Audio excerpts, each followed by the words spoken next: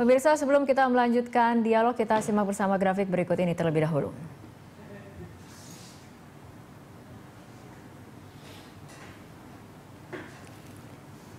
Ini adalah mengenai kasus hitung cepat yang kemudian tidak sesuai dengan hasil KPU. Kita lihat di Pilpres pada 2004, hitung cepat TVRI Institute for Social Empowerment and Democracy memenangkan Mega Muzadi dan pemenangnya adalah SBJK. Juga di Pilkada Jatim pada tahun 2008 lalu, kasus hitung cepat juga tidak sesuai dengan hasil KPU. Ya, Pak Indra, ini mungkin bisa dilihat ya kasus-kasus di antara mungkin kebanyakan yang quick count sama kemudian dengan hasil real count-nya seperti itu. Tapi dilihat dari kasus ada juga kemudian yang memang ada perbedaan antara quick count dan juga real count. Dan ini memang potensi untuk konflik horizontalnya itu sangat kuat seperti itu ya, Pak? Sebagai potensi saya kira memang Indonesia memiliki itu konflik karena perbedaan. Tetapi sekali lagi kita sudah menyatakan Indonesia satu, NKRI, Negara Republik Kesatuan Indonesia. Jadi semua pihak terutama elit itu harus mencoba mengurangi potensi konflik itu dan meningkatkan potensi kebersamaannya itu. Nah, dalam hal-hal yang namanya kontestasi selalu harus ada yang menang dan yang kalah. Nah, problemanya ini tidak hanya retorik siap menang siap kalah, tapi sungguh-sungguh diwujudkan karena suara elit itu diikuti oleh masanya gini. Jadi hati-hati betul. Suara elit diikuti oleh suara massa. Ini belum kemudian hasil quick count membingungkan kita. Ini kita lihat tadi di laporan ada hasil real count yang masing-masing kubu kemudian menyatakan menang seperti itu. Kita mulai dari Pak Abdul. Bagaimana Pak Abdul?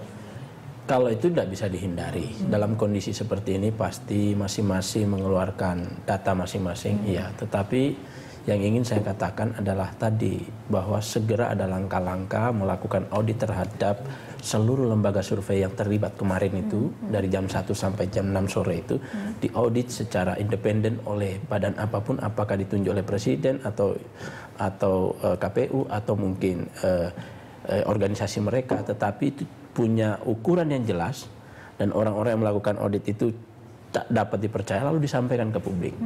Soal kemudian publik atau elit politik belum bisa menerima lagi, itu terserah. Tetapi publik harus tahu bahwa di antara mereka ini ada yang bermain-main, ada yang melacurkan diri untuk menjadi alat politik dan alat kekuasaan. Pihak yang melacurkan diri ini dari mana? Nah, ini saya netral aja. Seluruh ini 12 lembaga survei ini semua diaudit. Tapi saya kira semuanya sudah bersedia untuk diaudit. Nah, masalahnya real count itu kan sudah selesai. Ya, tanggal 9 itu. Ya kan setelah 70% itu dianggapnya sudah final. Tetapi ini kemudian diikuti dari quick exit poll diikuti oleh real count itu. Real count tidak dilakukan oleh lembaga survei, oleh masing-masing kubu. Nah, nanti kan begini, Prof. Dari hasil audit ini diumumkan. Hasilnya seperti ini. Silakan masyarakat mengerti itu sendiri. Dan itu bisa menjadi acuan pemerintah untuk mendorong agar kedua belah pihak ini bisa menerima. Kan kampanyenya Pak Prabowo maupun Pak Jokowi, kalau kami menang kami siap, tapi kalau kami kalah sangat siap. Artinya juga tidak kemudian melakukan pernyataan-pernyataan karena begini, kalau ini terlalu lama, maaf Mbak, kalau ini terlalu lama, kegelisahan di masyarakat, lalu ada pihak-pihak yang bermain, ini berbahaya Pak Romi. untuk persatuan kita. Ya, kalau kita lihat real count tadi kan memang semuanya belum tuntas.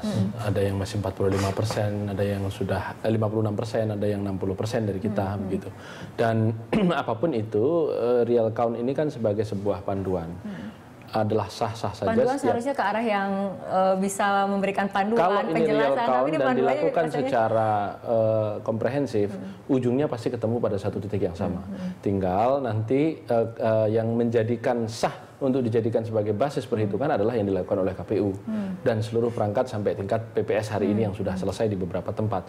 Dan yang kedua saya kira tadi yang dikatakan Pak Karding soal audit, biarlah itu menjadi dokumentasi sejarah dan biarlah nanti user-user itu yang nanti menilai ini lembaga bermutu atau tidak. Ada merasa tidak perlu harus ada audit-audit dan kemudian dipublikasikan? Kalau mau diaudit nanti bersengkarut lagi ya siapa yang melakukan audit, dan kalau sudah ada hasilnya nanti bagaimana melakukan bayangan saya menilai secara audited, menentukan kesalahannya itu di mana. Karena sampling itu kan memang bebas, namanya juga random.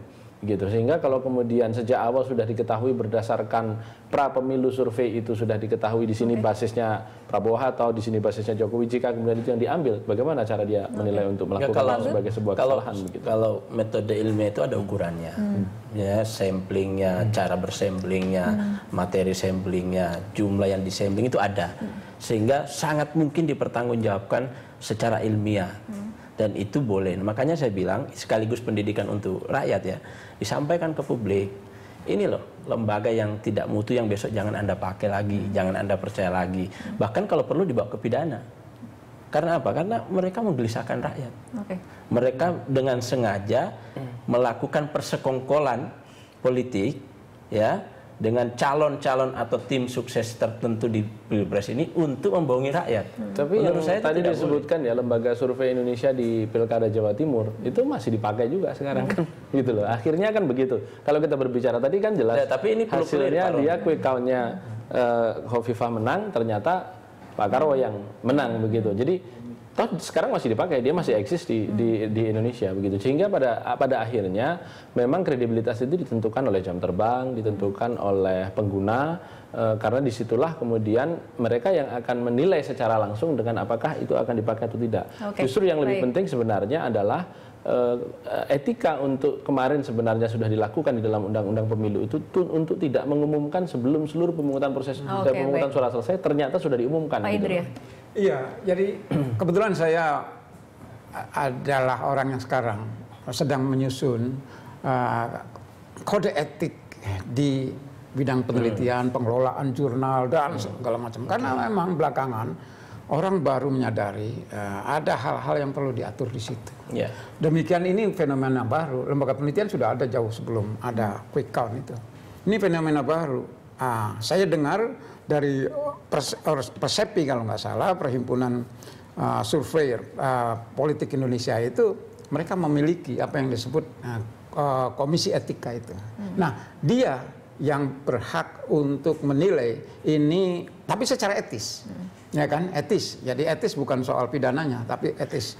Karena kesalahan itu bisa by design, ya, kesalahan memang dari sengaja sudah. Ya ikut yang bayar gitu kan, tapi juga kesalahan etis. Ya, nah ini masalahnya. Jadi sekali lagi masih barang baru ini, barang baru, sehingga tadi saya mengikuti itu kepercayaan terhadap komisi etik juga masih sangat rendah. Kalau akhirnya menjatuhkan dia gitu. Baik. Pak Indria, Pak Romi dan juga Pak Abdul, kita harus ikuti jeda berikut terlebih dahulu dan perbincangan akan dilanjutkan di segmen berikutnya.